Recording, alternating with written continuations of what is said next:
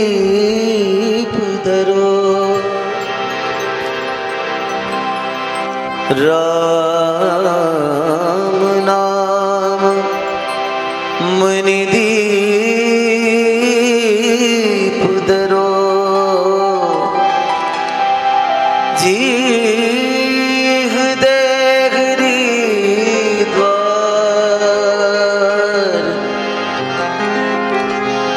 तुलसी भीतर बाहर हूँ जो चाहसी जिया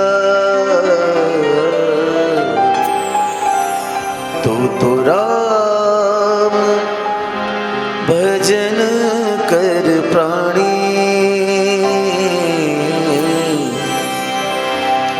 तो राम भजन कर प्राणी कि तेरे 2 दिन की जिंदगानी कि तेरे 2 दिन की जिंदगानी तो राम भजन कर प्राणी तो राम भजन कर प्राणी कि तेरे 2 दिन की जिंदगानी कि तेरे दिन की जिंदगानी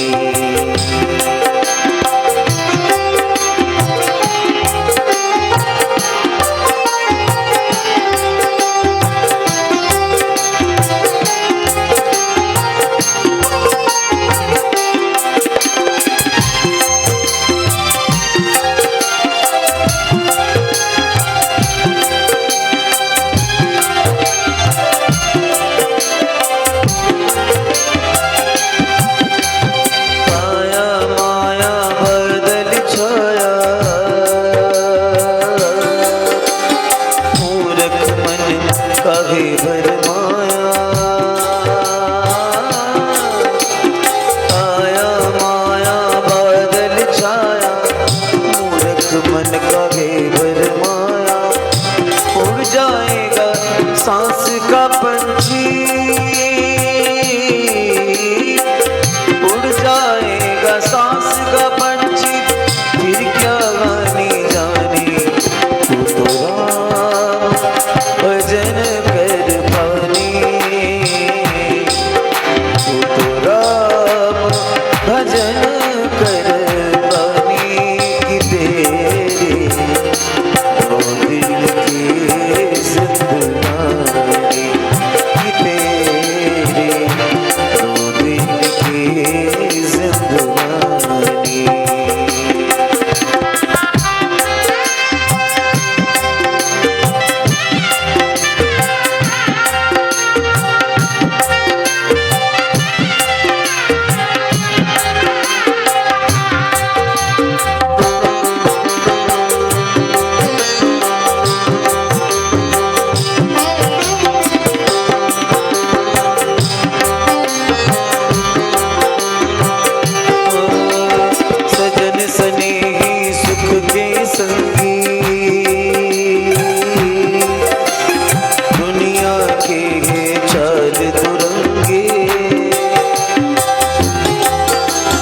सजन सनेही सुख के संगी दुनिया की है 4 दुरंगी नाच रहा है काली शीश पे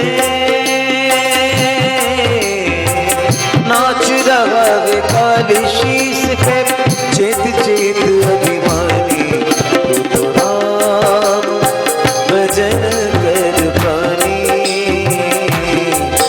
तो राम भजन कर प्राणी कि तेरे 2 दिन की जिंदगानी कि तेरे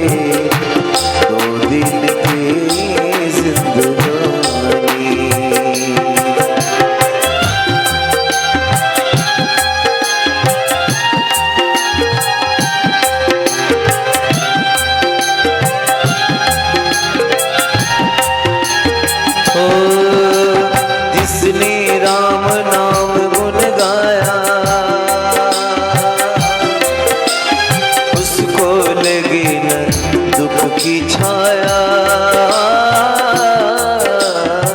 जिसने राम नाम गुण गाया उसको लगी न दुख की छाया। निर्धन का धन राम नाम है, निर्धन का धन राम नाम है। मैं हूँ राम दीवानी, तू तो राम भजन कर प्राणी, तू तो राम भजन कर प्राणी। कि तेरे 2 दिन की जिंदगानी, कि तेरे 2 दिन की जिंदगानी। बोलो राम राम, बोलो राम राम, बोलो राम राम सिया राम। बोलो राम राम, बोलो राम राम, बोलो राम राम सिया राम। कि तेरी 2 दिन की जिंदगानी, कि तेरी 2 दिन की जिंदगानी।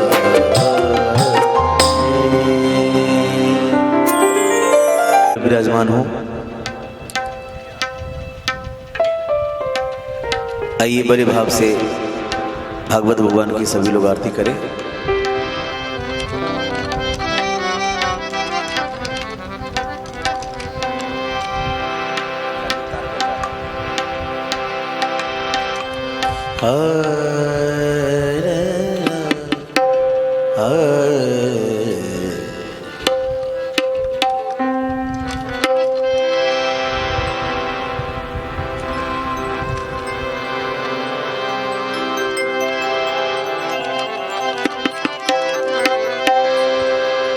मन में है बसे बस चाह यही, प्रिय ये नाम तुम्हारा उचारा करूं मैं। बिठला करके मन मंदिर में, प्रिय मूरते तुम्हारा निहारा करूं मैं। भर के दृग पात्र में प्रेम का जल, पद पंकज नाथ पखारा करूं मैं। बनूं प्रेम पुजारी तुम्हारे प्रभु, नित आरती तेरा उतारा करूं मैं। कर्पूर गौरम करुणावतारम संसार सारम भुजगेन्द्रहारम, सदा वसंतम हृदयारविंदे भवं भवानी सहितं नमामि। श्री भागवत भगवान की है आरती, पापियों को पाप से है तारती। श्री भागवत भगवान की है आरती, पापियों को पाप से है तारती। श्री भागवत भगवान की है आरती, पापियों को पाप से है तारती। श्री भागवत भगवान की है आरती, पापियों को पाप से है।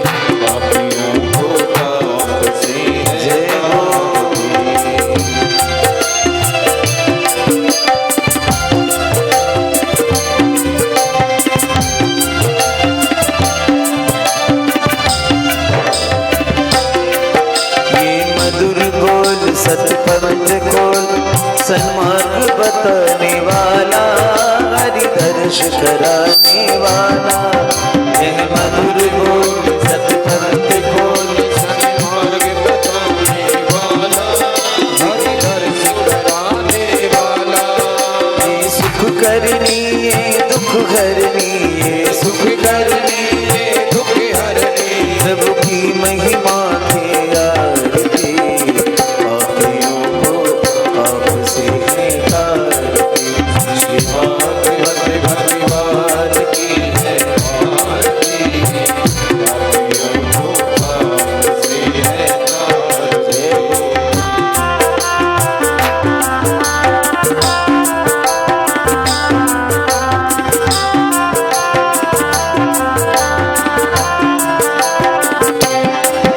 ये मधुर बोल सतपंथ खोल, सन्मार्ग बताने वाला, बिगड़ी को बनाने वाला, ये मधुर बोल सतपंथ खोल, सन्मार्ग बताने वाला, को बनाने वाला।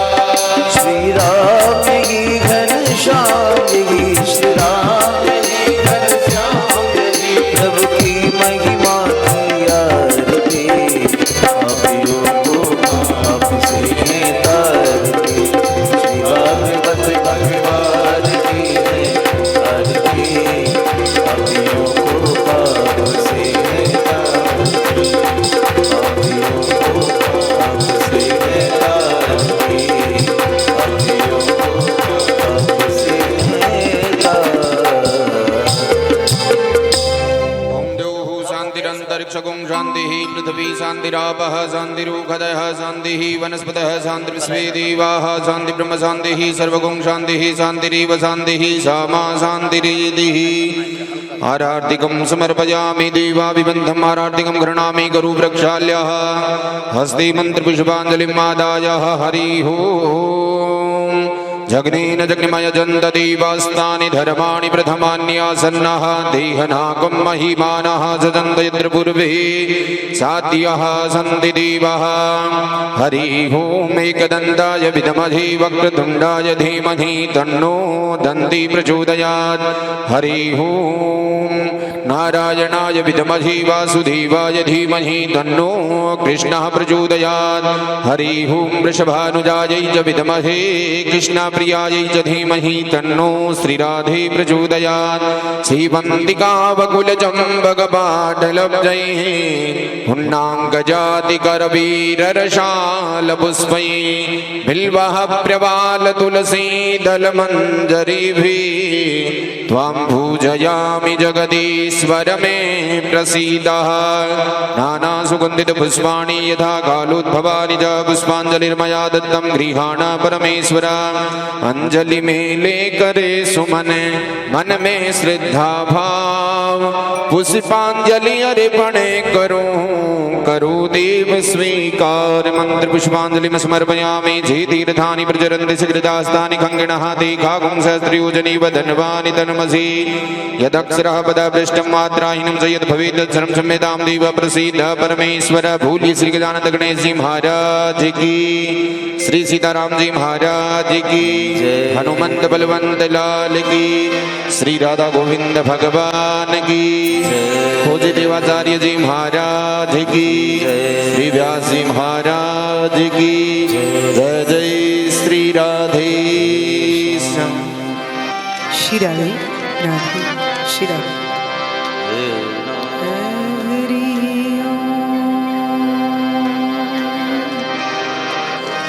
स्वस्ति श्री गणेशाय नमः।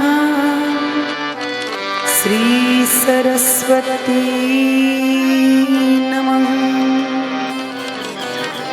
नमः परमहंसा स्वादित चरण कमल चिन्मकरंदाय,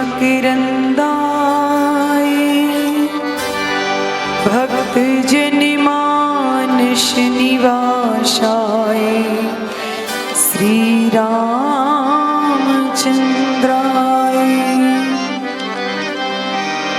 ध्येयं सदा परिभवग्नमभीष्ट इष्टदोहं तीर्थास्पदं शिवविरिञ्चिनुतं शरण्यं बृहत्यार्तिहं प्रणतिपाले भवाब्धिपोतं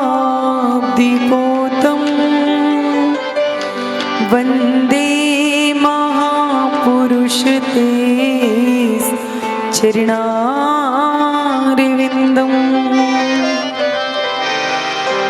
वंशी विभूषितकरा नवनीरधावा पीताम्बरादरुणबिम्बफलादरुष्टा पूर्णेन्दुसुन्दरमुखा दरविन्दनेत्रा कृष्णात् परं किमपि त्वमहं न जाने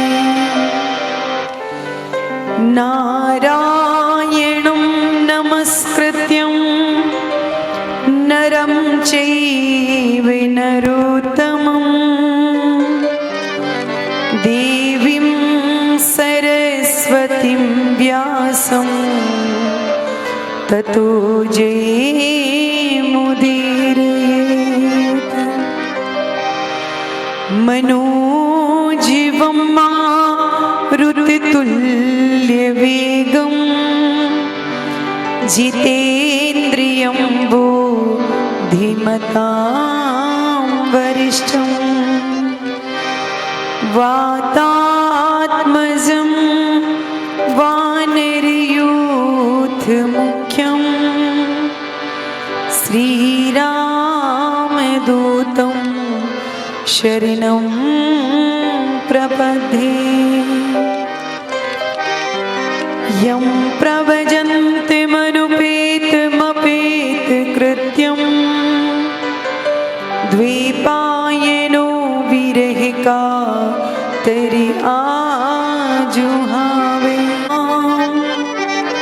अस्मदाचार्यपर्यन्तां वन्दे श्रीगुरु परम्पराम्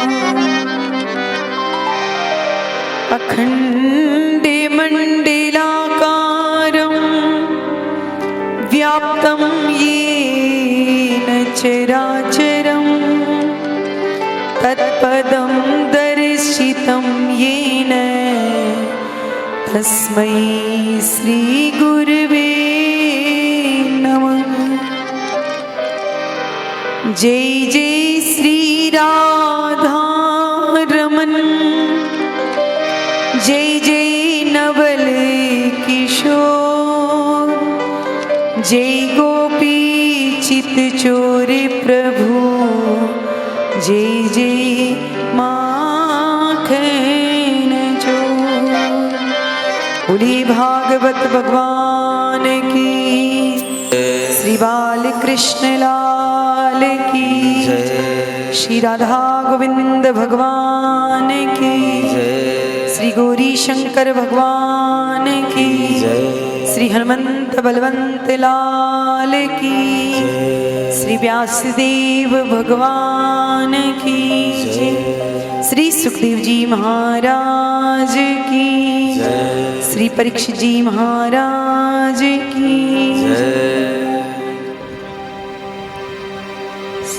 श्री राधा गोविंद की दिव्य महती अनुकंपा से विगत 4 दिवस से हम लोग श्रीमद् भागवत ज्ञान गंगा में अवगाहन कर रहे हैं। आज पंचम दिवस है और पंचम दिवस की कथा में हम लोग प्रवेश करें। कल नंद महोत्सव हमने बड़ी धूमधाम से मनाया था। आज उसी वेला में हम लोग फिर से अपने मन को समर्पित करते हैं। आज मैया यशोदा के द्वार बधैया बाज रही। आज यशोदा के द्वार बधैया बधैया बाज रही। आज मैया यशोदा के द्वार बधैया बाज रही। आज माता यशोदा के द्वार बधैया बाज रही।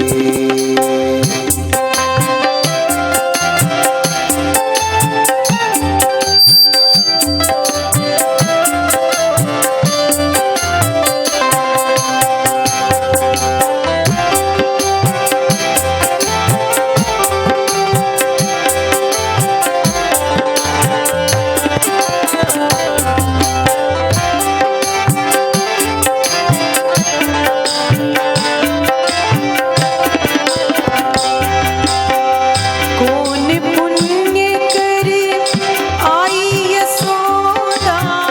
कौन पुण्य करवाई यशोदा। कौन पुण्य करे आई यशोदा। रही आज माता यशोदा के द्वार बधैया बाज रही।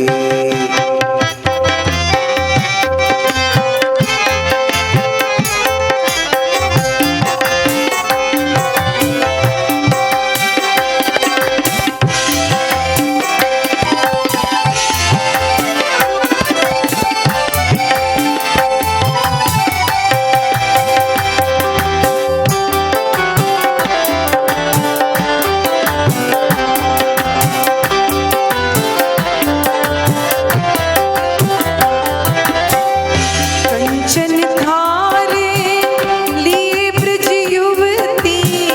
कंचन धार लिए ब्रज युवती। कंचन धारे लिए ब्रज युवती। कंचन धार लिए ब्रज युवती। गावत मंगलाचारे बधैया बाज रही। गावत मंगलाचार बधैया बाज रही। आज मैया यशोदा के द्वार बधैया बाज रही। आज मैया यशोदा के द्वार बधैया बाज रही।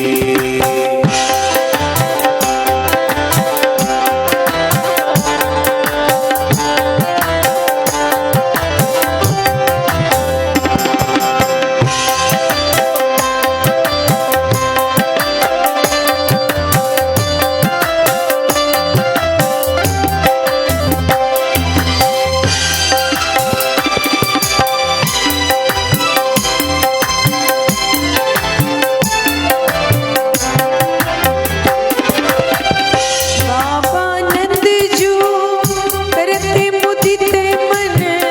बाबा नंद जो करत मुदित मन। बाबा नंद जो करते मुदित मन।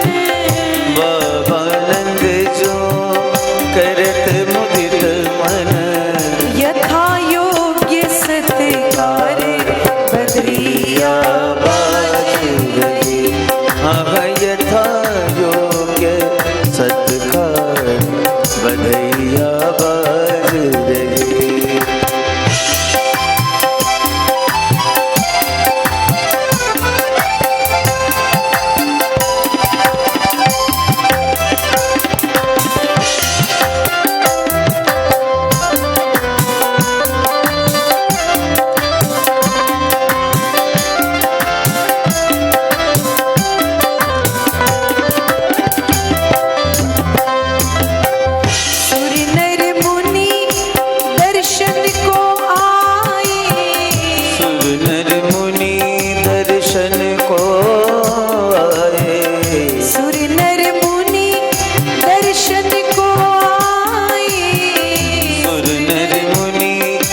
दर्शन को आए, कपट रूप तन धारे बधिया बाज रहे। हाँ कपट रूप तनु धारे बधिया बधैया बाज रहे। आज मैया यशोदा के द्वार बधैया बाज रहे। आज मैया यशोदा के द्वार बधैया बाज रहे।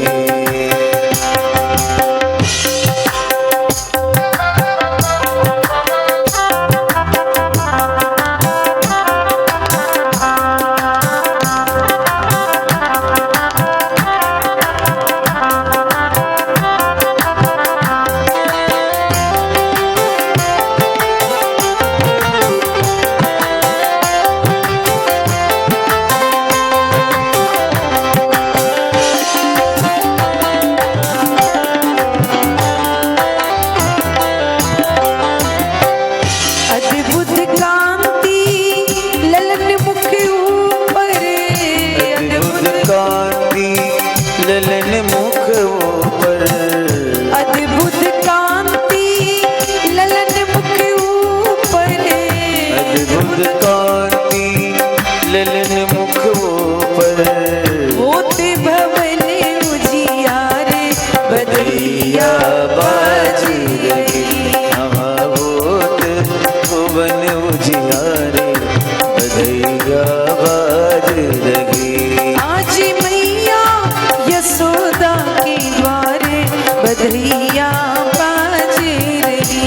आज मैया यशोदा के द्वारे बधैया बाज रही। आज मैया यशोदा के द्वारे बाज रही। आज मैया यशोदा के द्वार बधैया बाज रही। आज मैया यशोदा के द्वार बधैया बाज रही। बधैया बाज रही। बधैया बाज रही। बोलिए भागवत भगवान की, श्री बाल कृष्ण लाल की, जगत गुरु श्री रामानंदाचार्य भगवान की, पूज्य श्री गंगादास जी महाराज की, श्री बाबा जी महाराज की, श्री खोजी पीठाधीश्वर भगवान की, श्री सद्गुरुदेव भगवान की। जय जय श्री राधे श्याम। परम मंगल में परात्पर अखिलेश्वर अकारण करुणा वरुणालय भक्ति वांछा कल्पतरु तड़िद्युत विनिंदक पीतांबरधारी श्री बाल कृष्ण लाल की वांगमय प्रतिस्वरूपा श्रीमद् भागवत में पधारे हुए सभी विद्वज्जन, संगीत के प्यारे विद्वान बंधुगण, आए हुए सभी भगवत प्रेमी बंधु एवं मातृशक्ति, नंदस्वात्मजे उत्पन्ने जाते लादो महामना। नंदस्वात्मजे उत्पन्ने जाते लादो आहूये विप्रान वेद ज्ञान स्नाते सुचिर अलंकृत। आहूये विप्रान वेद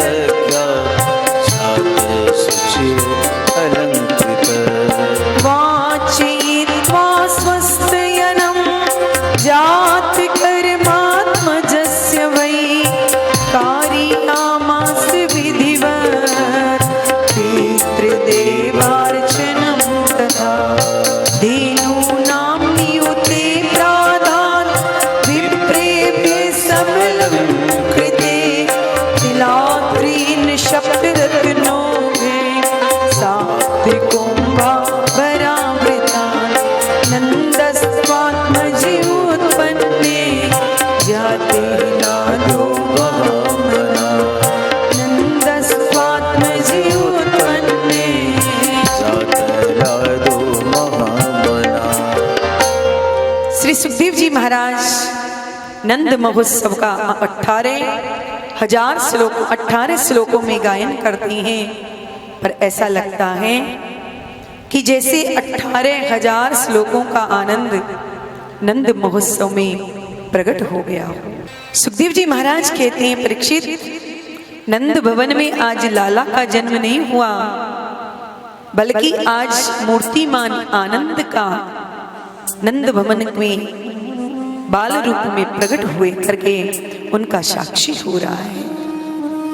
सबसे पहले नंद बाबा ने विद्वान वेद पाठी ब्राह्मणों को बुला करके स्वस्ति वाचन करवाया, जात कर्म संस्कार कराया, आदि आदि सब सारे संस्कार जब विधिवत संपन्न हो गए तो बाबा ने 2 लाख गायों का दान किया, 7 तिल के पहाड़ बना करके ब्राह्मणों को भेंट किया।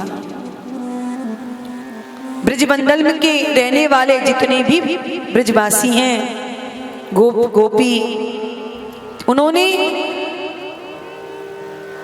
सुंदर श्रृंगार किया है। दौड़ते दौड़ते सब गोपी ग्वाला नंद भवन में आए हैं। यशोदा और नंद को खूब बधाई दी है और लाला को ब्रजवासी आशीर्वाद दे रहे हैं। किता आशीषा प्रियुंजाना चिरम पाहीति बालके। ब्रजवासी गोपियां लाला को आशीर्वाद दे रही हैं, अरे मैया, तेरा जो ये लाला है ये हजारों वर्ष तक हम ब्रजवासियों की रक्षा करे। ये आशीर्वाद गोपियां लाला को दे रही हैं। ग्वाल बाल एक दूसरे के मुख पर दूध दही का लेपन कर रहे हैं, बरसात कर रहे हैं। नंद भवन आज क्षीर सागर की तरह दृष्टि गोचर हो रहा है और नंद बाबा आज उदार मना होकर के, और जो बाबा के हाथ में लगता है वही बाबा आज लुटा रहे हैं।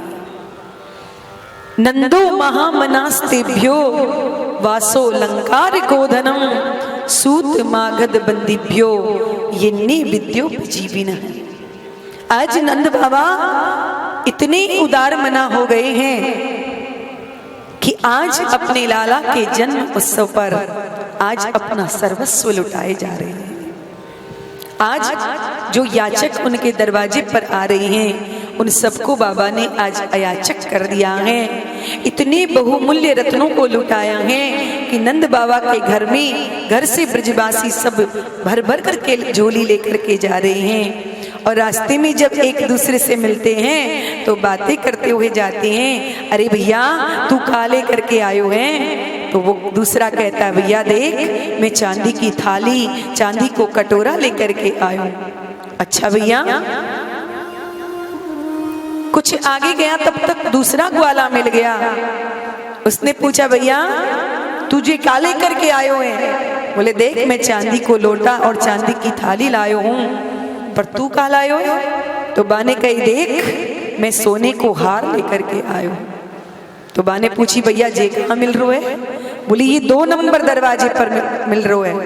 बा ने वो चांदी को थार और चांदी को लोटा वही मार्ग में फेंक दिए और सोने को हार ले बेताई दौड़ पड़ो। जो 2 नंबर पे गए तो सोने चांदी के बहुमूल्य आभूषण लेकर के आया, मार्ग में लेकर के जा रहा है। तब तक तीसरा पर मिल गया, अरे भैया तुझे का लेकर के आयो है? बाने कही, देख भैया मैं तो सोने को हार, सोने की अंगूठी ये सब लेके आयो, तू का लायो? तो बाने कही, जादारी के तू सोनो ले बा गयो? देख मैं तो हीरे को हार, हीरे की अंगूठी बहुमूल्य सब लेकर के आयो हूँ। बाने वो सोने के बर्तन सब वहीं, हार सब वहीं फेंक दिए और हीरे मोती लेने के लिए दौड़ पड़ो। इस प्रकार से ब्रज की में जगह जगह पर आज दिव्य वस्त्र आभूषण इधर उधर गलियों में बिखरे हुए पड़े हैं। ऐसा लग रहा है मानो साक्षात रमा देवी ब्रजमंडल में क्रीड़ा कर रही है। रमा क्रीडन अभुन्नपय, मानो अपनी प्रियतम के जन्म उत्सव पर साक्षात श्री देवी यानी लक्ष्मी देवी ब्रजमंडल में क्रीड़ा कर रही हूँ, ऐसा प्रतीत हो रहा था। लेकिन सब ब्रजवासी लाला का जन्म उत्सव मना रहे हैं। परंतु रोहिणी मैया जो वसुदेव जी की पत्नी है,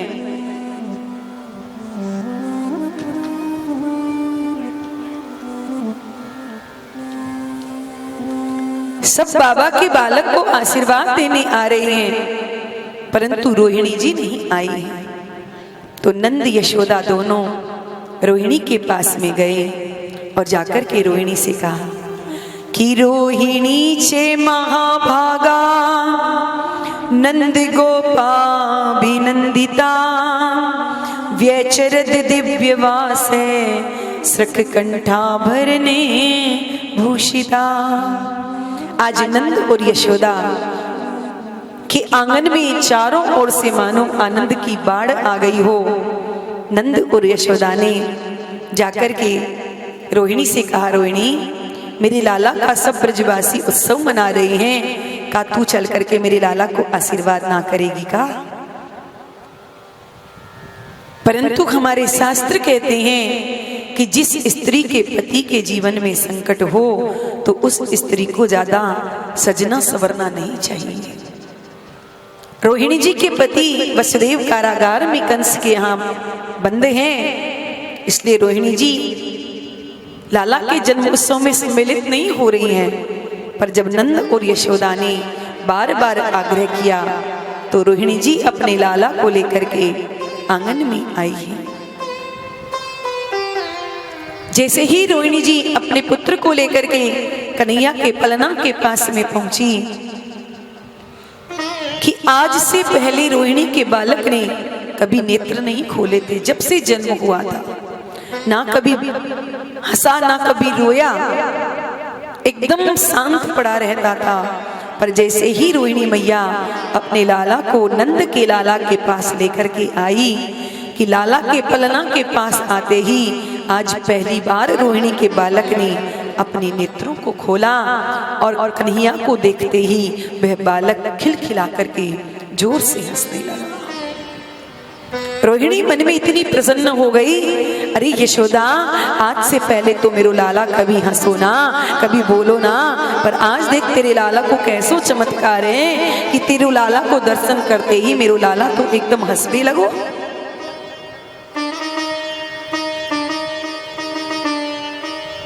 इधर ब्रजवासी सब लाला का जन्म उत्सव मना रहे हैं, नाच रहे हैं, गा रहे हैं।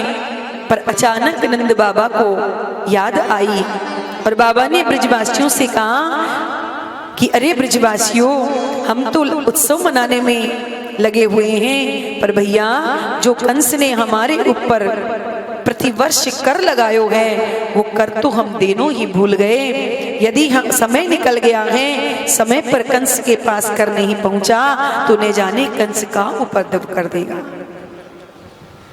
क्योंकि नंद बाबा के यहाँ 9 लाख गायें हैं, तो कंस ने बाबा के ऊपर इनकम टैक्स लगा रखा है कि प्रतिवर्ष बाबा को टैक्स देने के लिए कंस के यहाँ जाना पड़ता है। और समय पर नहीं पहुंचा तो महाराज कंस उपद्रव कर देगा।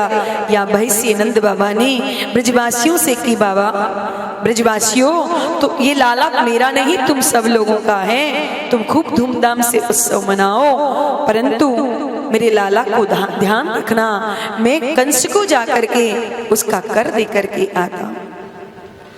और गोपाल गोकुल रक्षाया निरूप्ये मथुरां गते नंद कंसस्य वार्षिक्यं करम दातुं कुरुद्वहे। नंद बाबा ने मथुरा पहुंचकर महाराज कंस को कर दिया, पर कंस को कर देते हुए वसुदेव जी ने नंद बाबा को देख लिया है। बाबा को देखते ही नंद बाबा वसुदेव जी महाराज एकदम चिंतित हो गए कि मैं तो अपने लाला को सुरक्षा की दृष्टि से गोकुल में नंद के यहाँ छोड़ करके आया हूँ और नंद यहाँ मथुरा में घूम रहे हैं, कहीं मेरे लाला के जीवन में कुछ संकट आ गए तो। जैसे ही नंद बाबा कंस को कर दे करके महल से बाहर निकले कि वसुदेव जी ने जाकर के बातें भेंट करी। अरे नंद बाबा राम राम। नंद बाबा ने कही, अरे भैया वसुदेव राम राम। नंद बाबा ने कही, अरे वसुदेव, तेरे यहाँ लाली का जन्म हुआ और तूने मोते बताई नहीं। मोते जब पतो चलो कि दुष्ट कंस ने तेरे एक एक करके तेरे सभी बालकों का वध कर दिया तो भैया मोको बड़ो कष्ट भयो। नंद बाबा से वसुदेव जी कहते हैं, बाबा तेरे यहाँ लाला को जन्म हुयो है और तूने मोते बताई भी नहीं। परंतु नंद बाबा वसुदेव जी के सामने अपनी खुशी को प्रकट नहीं कर रहे हैं, क्योंकि मित्रता इसी को कहते हैं कि अपने मित्र का कष्ट यदि छोटा हो तो उसे पहाड़ की तरह समझना चाहिए, और अपनी प्रसन्नता यदि पहाड़ की तरह हो तो उसे अपने मित्र से छुपा करके रखना चाहिए, ताकि मित्र को कोई कष्ट ना हो। इसलिए नंद बाबा अपनी खुशी वसुदेव जी के सामने प्रकट नहीं कर रहे हैं, और वसुदेव जी के दुख में बाबा सम्मिलित हो रहे हैं। परंतु नंद बाबा ने वसुदेव जी से कहा, भैया नंद, मुझे जब पता चलो कि दुष्ट कंस ने एक एक करके तेरे 6 बालकों का वध कर दिया, एक कन्या बची, वो भी आकाश में चली गई, तो भैया इतनों सब सुनने के बाद मेरी हिम्मत ना पड़ी कि मैं तुझे अपने लाला की खुशी तेरे सामने प्रकट करूं कि अहोते देव की पुत्रा कंसेन बहबूहता एका वसिष्ठा वर्जा कन्याम सापम दिवंगता। अब यहां पर देखिए, वसुदेव जी के हृदय में पुत्र के वियोग का शोक है, परंतु वह नंद बाबा के आनंद की चर्चा कर रहे हैं, और नंद बाबा के हृदय में पुत्र जन्म का आनंद है, पर वो वसुदेव जी के दुख में सम्मिलित हो रही है।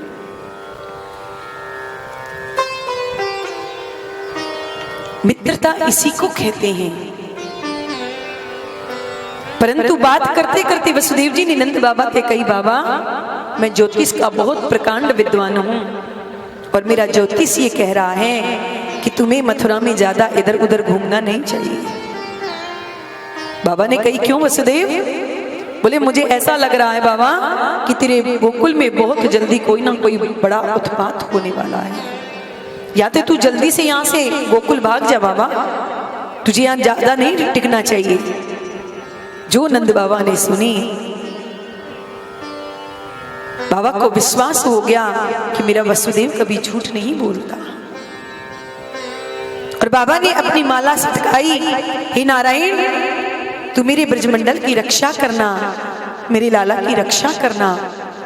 और माला पे भजन करते हुए बाबा ने गोकुल के लिए दौड़ लगाई, पर नंद बाबा तो गोकुल पहुंचे नहीं, बातें पहले कन्हैया की मौसी जी वहां पर पहुंचे।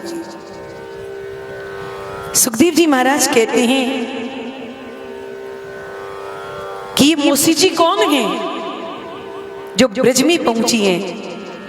तो सुखदेव जी महाराज कहते हैं कि कंसे ने प्रहितो घोरा पूतना बाल घातिनी शिशुश्चकार निघ्नन्ति पुरग्राम ब्रजादिषु। नगर ग्रामों में भ्रमण करती बाल घातिनी पूतना बड़ा दिव्य सौंदर्य बना करके गोकुल में पहुंच गई। सुखदेव जी महाराज कहते हैं, परीक्षित, ऐसे लग रही थी जैसे वैकुंठ से साक्षात रमा देवी ब्रजमंडल में आ गई हूं अपने प्रियतम प्रभु का दर्शन करने के लिए। पूतना ने कि इस सौंदर्य को देख करके ऐसा लग रहा था मानो गोप्य श्रियम दृष्टुमिवागतम पतिम, मानो अपने पति श्री कृष्ण का दर्शन करने के लिए साक्षात लक्ष्मी ब्रजमंडल में आ गई। बरसाने की कुछ गोपियां बधाई लेकर के नंदरानी के भवन में जा रही थी, नाचते गाते हुए। पूतना ने जब देखा तो सोचा, लगता है कि कहूं के पूत का जन्म हुआ है, सब लोग बधाई लेकर के जा रही हैं, और वाई झुंड में पूतना भी मिल गई। और वो भी उनके साथ नाचते गाते हुए चली। उसने माया से अपना ऐसा सुंदर रूप बना लिया था कि कोई किसी की हिम्मत नहीं पड़ रही थी कि कोई उससे पूछ ले कि देवी तुम कौन हो। सब एकदम टकटकी लगा करके उसे देख रहे हैं। माया से ऐसा दिव्य स्वरूप उस पूतना ने अपना बना लिया था। और जैसे ही गोपियों के साथ यशोदा रानी के महल में पहुंची, अन्य गोपियां यशोदा को बधाई देने लगी। अरे मैया तुझे लाला की बधाई हो, तेरे लाला की बधाई हो। तो ये भी मैया को बधाई देने लगी, नाटक करने लगी। अरे यशोदा बहन बधाई हो बधाई। जैसे ही मैंने सुनी कि तेरे बुढ़ापे में लाला को जन्म भयो है तो मैं तो घर के सारे काम काज छोड़ करके और तुझे बधाई देने के लिए आई हूँ, तेरे लाला को आशीर्वाद देने के लिए आई हूँ। यशोदा ने जैसे ही सुना मैया आंख फाड़ फाड़ करके देखने लगी और मैया सोचने लगी कि ये मेरी कौन सी बहन है, आज से पहले तो मैंने यहाँ को कभी देखो ना। यशोदा मैया बड़ी चक्कर में पड़ गई है कि ये मेरी बहन कहां से आ गई है। आज से पहले मैंने यहाँ की शकल सूरत तो कभी देखी ना, पर जब इतनी प्यार से बधाई लेकर के आई है तो जरूर कोई दूर की रिश्तेदार होगी, कोई ममेरी फफेरी चचेरी कोई बहन होगी। और सबको यश प्रदान करने वाली यशोदा पूतना से कहती है, बहन तू मेरे लाला को आशीर्वाद देने के लिए आई है तो कोई बात नहीं, मेरा लाला अभी अभी मैं पलना में सुला करके आई हूँ, तो खूब प्रेम से आशीर्वाद देना, परंतु जोर से कुछ मत बोलना, मैंने अभी अभी अपने लाला को सुलाया है। और पूतना भी तो यही चाहती थी कि मैं कैसे भी बालक के पास पहुंच जाऊं। मैया अपने घर के काम में लग गई और पूतना पलना में जो कन्हैया सोए हुए थे, पूतना पलना की तरफ आगे की ओर बढ़ी है। लेटे लेटे कन्हैया देख रहे हैं, तिरछी निगाह से मन में विचार कर रहे हैं, ओहो मौसी जी आई रही हैं हमको आशीर्वाद देने के लिए। जैसे ही पूतना भगवान कृष्ण के पास में पहुंची, पूतना को देखते ही श्री कृष्ण ने अपने नेत्रों को बंद कर लिया कि विबुध्यतां बालकमंबुजे क्षणिं चराचरस्याखिल निमित्तलेक्षणम्। भगवान तो चराचर जगत की आत्मा है, कौन किस भाव से आया है प्रभु सब जानते हैं। पूतना अपने स्तनों पर हलाहल विष लगा करके आई है, कंस से प्रेरित होकर के गोविंद को मारने की इच्छा से। परंतु पूतना को जब आते हुए प्रभु ने अपनी ओर देखा तो तुरंत अपने नेत्रों को बंद कर लिया। परीक्षित ने पूछा, गुरुदेव आखिर भगवान ने अपने नेत्रों को बंद क्यों किया? तो यहाँ संतों ने अनेकों भाव प्रकट किए हैं। आखिर भगवान ने उस पापनी पूतना को देख करके अपने नेत्रों को बंद क्यों कर लिया? एक संत तो कहते हैं कि भगवान ने पूतना को देखकर नेत्र इसलिए बंद कर लिए कि भगवान कहते हैं कि मैं तो यहाँ दुष्टों का संहार करने के लिए आया हूं, और लगता है कि श्री गणेश हमें मौसी जी से ही करना पड़ेगा। तो किसी भी कार्य का श्री गणेश किया जाए तो उससे पहले मंगलाचरण किया जाता है, स्तुति की जाती है भगवान की। तो शायद पूतना को देख करके भगवान ने अपने नेत्रों को बंद कर लिया। भगवान मंगलाचरण करने लगे कि शायद इन्हीं से श्री गणेश करना है। अथवा एक संत कहते हैं कि भगवान ने अपने नेत्रों को इसलिए बंद कर लिया कि हम ब्रज में आए हैं माखन मिश्री खाने के लिए, और माखन मिश्री तो अभी हमारे मुंह में गया भी नहीं, और मौसी जी हमें जहर पिवावे आएंगे। तो जहर पीवे का हमारा तो अभ्यास है ना, ये काम तो हमारे भोले बाबा को है। सो नेत्र बंद करके भगवान शंकर का ध्यान करने लगे कि हे भोलेनाथ, दूध का पान मैं करूंगा और विष का पान पहले आप कीजिए। शायद इसलिए प्रभु ने अपने नेत्रों को बंद कर लिया। अथवा इसलिए प्रभु ने अपने नेत्रों को बंद किया कि इस पापनी का दुग्ध मुझे पीना पड़ेगा, अतः इसे कड़वा घूंट समझ करके मैं पी जाऊंगा। जैसे माताएं बालक को जब दवा देती हैं तो अपने बालक को पहले बहलाती हैं, पुछलाती हैं, अरे बेटा तू आंख मूंझ करके पी जा, है ना, ये कड़वा नहीं है, एकदम मीठा है।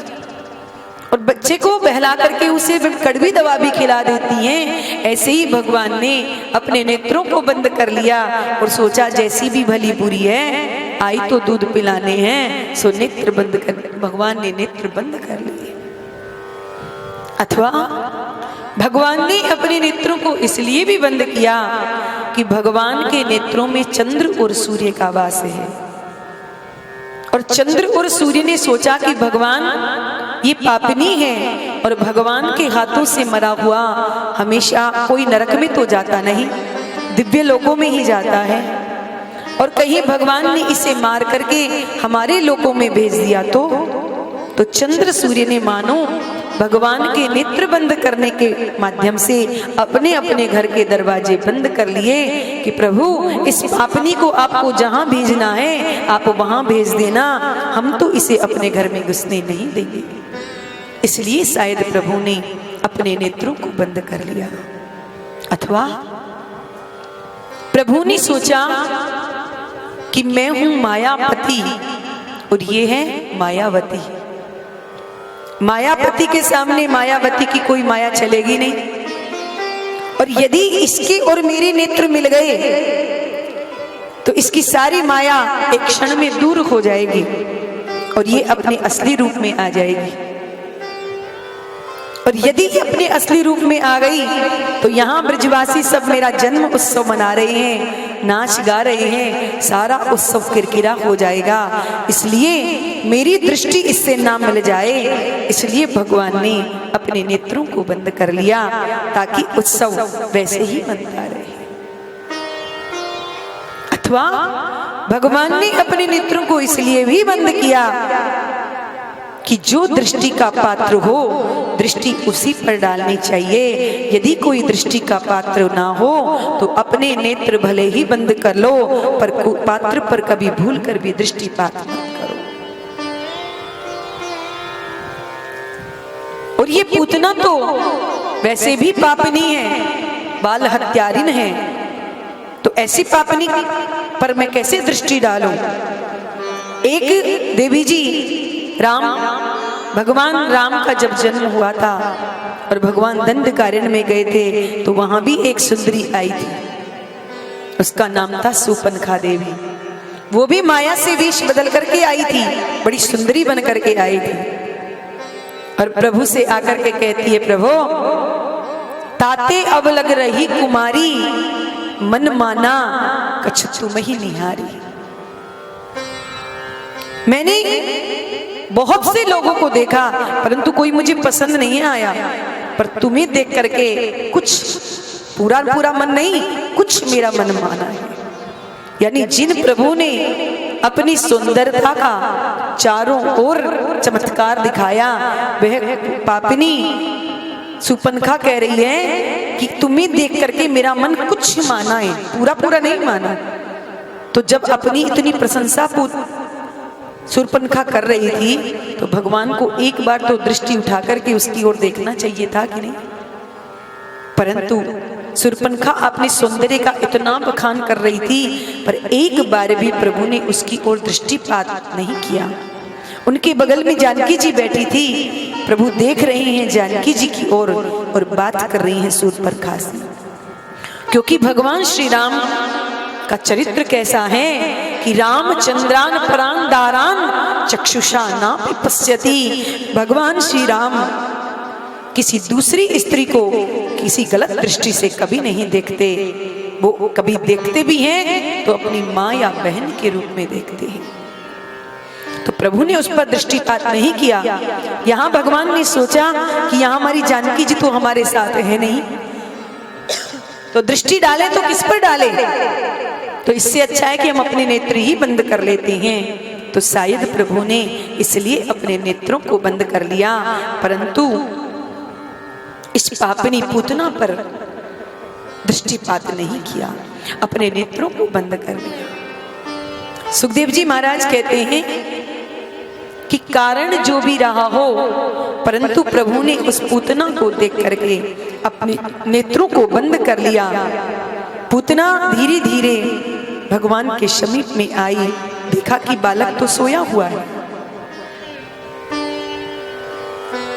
बालक को सोया हुआ देख करके सुखदेव जी महाराज कहते हैं कि जैसे कोई साधारण बालक रस्सी समझ करके सर्प को उठा लेता है, ऐसे ही इस पूतना ने भगवान को सोया हुआ जान करके अपनी गोद में उठा लिया। अपनी गोद में लेकर के अपना विषयुक्त स्तन प्रभु के मुख में दे दिया। और जो ही प्रभु के मुख में अपना स्तन दिया कि गाढ़म कराभ्याम भगवान प्रपीड्यताम ततः प्राणी समम, भगवान ने अपने दोनों हाथों से इसके स्तन को कस करके पकड़ लिया। पहले तो इसका दूध पीना प्रारंभ किया और जब दूध पी करके धीरे धीरे उसके विष का पान करने लगे और दूध विष के साथ प्रभु ने जैसे ही उसके प्राणों का आकर्षण किया, उसके प्राणों को पीना प्रारंभ किया, तो पूतना के मर्म स्थानों में वेदना होने लगी, भयंकर चित्कार करने लगी, सा मुंच मुंच मुंच, अरे बालक मुझे छोड़ दे छोड़ दे। परंतु 7 दिन के कृष्ण कन्हैया बोल पड़े, मौसी जी हम पे तो पकड़बो ही आवे, छोड़बो ना आवे।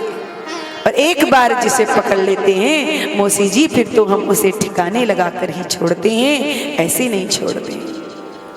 अब तो पूतना भगवान को अपनी गोद में लेकर के भागी और जो ही प्रभु ने उसके संपूर्ण प्राणों का आकर्षण किया, विकराल विशाल देह उसने धारण कर ली और धमधी से पृथ्वी पर गिर पड़ी।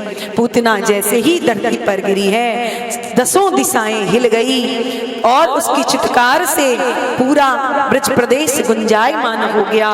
सुखदेव जी महाराज कहते हैं, परीक्षित, पूतना ने इतना विशाल का शरीर बना लिया था कि 6 कोस तक के जितने वृक्ष थे वो सब टूट करके उसके नीचे धराशायी हो गए थे। सुखदेव जी कहते हैं, परीक्षित, इतना भयंकर शब्द हुआ कि समस्त ब्रजवासी जो नाच गा रहे थे वो सब भयभीत हो गए, घबरा गए। अरे ये इतनी तेज आवाज कहाँ से आई? मैया तो एकदम डर गई। अरे मेरू लाला तो सब ठीक ठाक है ना?